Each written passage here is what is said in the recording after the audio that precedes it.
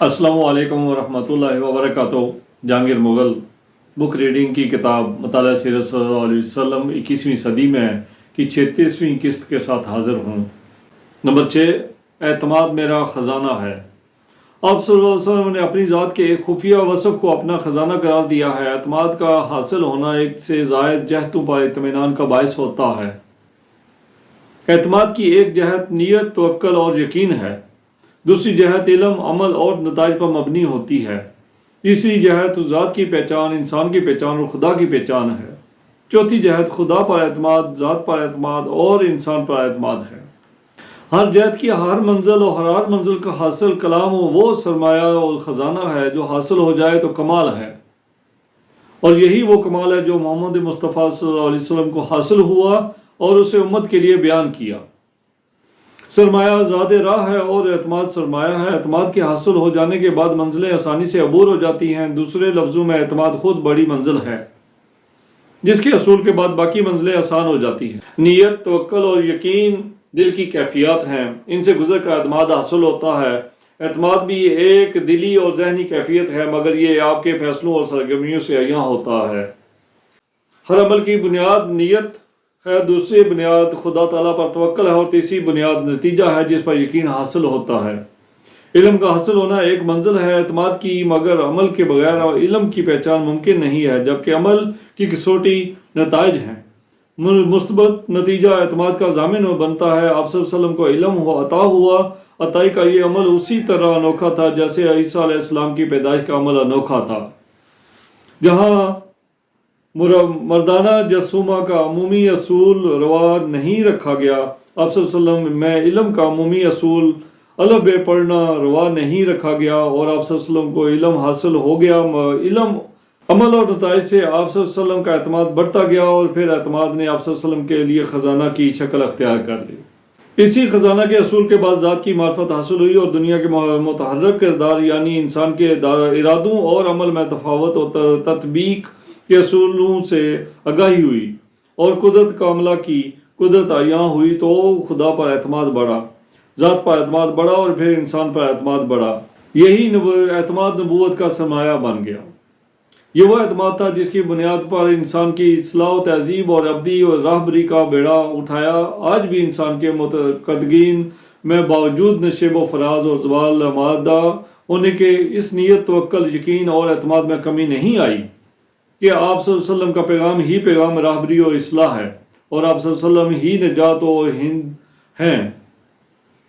उम्मत की आप सल्लल्लाहु अलैहि वसल्लम से अक़ीदत और मोहब्बत शिद्दत से शदीद तर हो रही है। ये आप सल्लल्लाहु अलैहि वसल्लम के एतमाद पर एक अजीम और शान एतमाद का मज़हर है। आप 21वीं सदी में यही बात उम्मत का सरमाया, अमल और इत्मीनान साबित होगा इंशाअल्लाह। नंबर 7, गम मेरा रफ़ीक व दोस्त है। गैर मफ़हूम से लबरेज़ आप सल्लल्लाहु अलैहि वसल्लम के ये अल्फाज जो हज़रत अली रज़ियल्लाहु अन्हु से मरवी हैं कि हर इल्म हर इंसान की सतह का नहीं होता और ना हर गम एक तरह का होता है। रसूलुल्लाह सल्लल्लाहु अलैहि वसल्लम का गम भी इंसानों की तरह या उनकी सतह का नहीं था। आप सल्लल्लाहु अलैहि वसल्लम ने का गम भी सतह के लिहाज से उसी तरह बुलंद था जैसे आप सल्लल्लाहु अलैहि वसल्लम की नबूवत सबसे बुलंद ठहरी। कुरान हकीम में वला खौफुन अलैहिम वला हुम यहज़नून, और उन पर ना कोई खौफ होगा और ना उन पर गम। ये आयत कुरान हकीम में मुख्तलिफ पस मंज़र में की कई जगह आई है। खौफ की तारीफ ये है की गई है कि ये अपने अमाल के नताइज या आइंदा के वाक़यात और मामलात से मुतल्लक है, जबकि गम अमूमन गुज़रे वाक़यात पर अफसुदगी से होता है। खुदा ताला ने आप सल्लल्लाहु अलैहि वसल्लम को रहमतुल आलमीन कहा, यानी इस जहां में और उस जहां में भी आप सल्लल्लाहु अलैहि वसल्लम बाइस रहमत होंगे। आप सल्लल्लाहु अलैहि वसल्लम ने दुआ फरमाई कि मेरी उम्मत का हिसाब मेरे साथ कीजियो। निदा आई, ए रसूल, ये तुम्हारी उम्मत और मेरे बंदे हैं, मैं इन पर रहम का ख्वाह हूँ और चाहता हूँ कि तुम्हारी उम्मत से ज़्यादा कोई दूसरी उम्मत ना हो। मज़ीद आप सल्लल्लाहु अलैहि वसल्लम ने फरमाया कि मेरी ज़िंदगी तुम्हारी ज़िंदगी है और तुम्हारी नेकियां मेरी नेकियां हैं। मेरी मौत भी तुम्हारे लिए खैर का बायस है।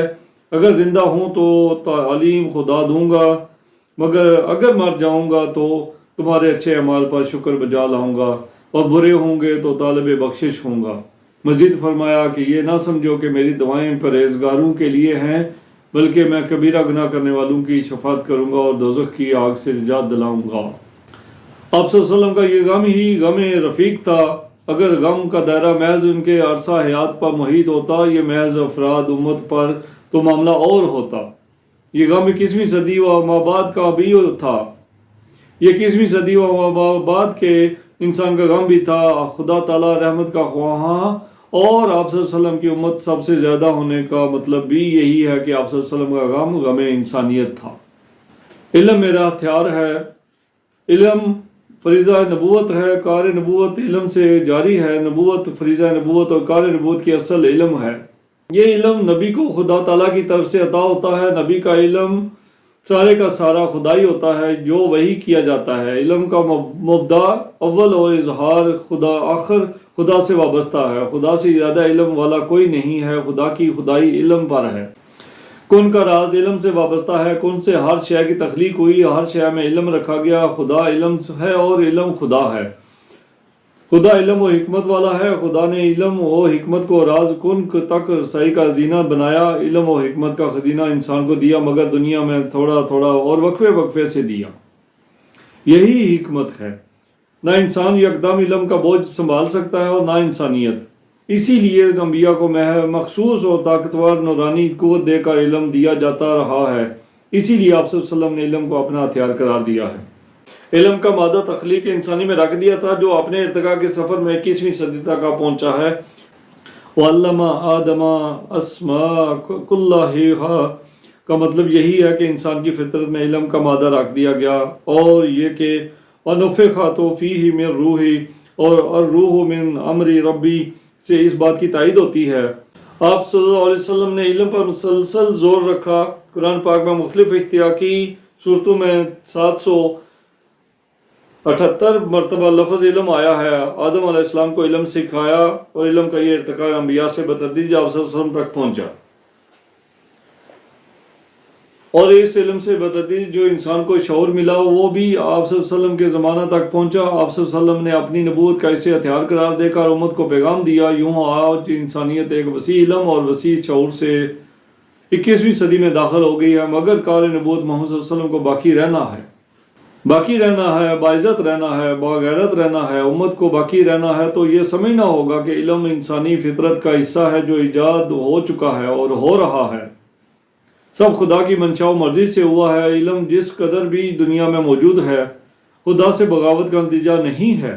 قرآن کا تشریح علم ہے، آپ صلی اللہ علیہ وسلم کے مقاصد نبوت کا معاون ہے۔ علم خدا نے دیا، علم خدا کا ہے، چاہے وہ مادی طریقے سے حاصل ہو یا روحانی طریقے سے، مذہبی فکر کے تحت آگے بڑھا ہو یا غیر مذہبی انداز میں حواس و عقل سے آیا ہو، تو دونوں انسانی اوصاف اور اس کے اعلیٰ جات ہیں۔